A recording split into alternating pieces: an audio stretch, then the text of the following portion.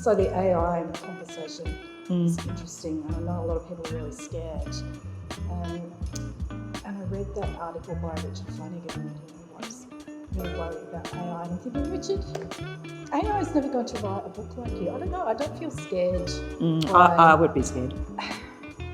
I think even the discussion about that Meta was thinking about buying Simon & Schuster purely to feed that all to their AI machine. I know publishers are already receiving AI-generated books that aren't good enough to be published. But they couldn't be good enough. You know, it can only regurgitate what's been told before, and it's always going to be lacking that human quality. So. But I suspect there's lots of parts of the market that aren't looking for something new, but are looking for something. If you look at genre fiction, and then you have AI can generate a book, you know, what would have taken a real author 6 months at the very quickest, a lot longer, you know, the way we write our books, and can do it on demand a bit, then you might need a human editor or a human element along the way.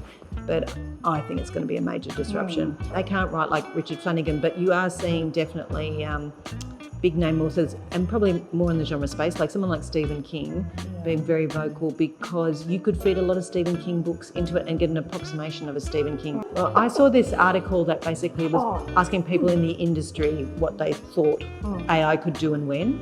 And about 6 months ago, they thought, one of the questions was, when can AI write a New York Times bestseller? And they said 2050, which would be your view of it. We're ages away from it.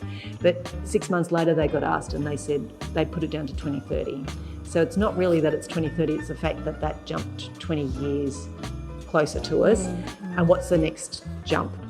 And I mean, I think one of the things is we won't see disruption straight away because they're going to go for more profitable areas of the economy to head to.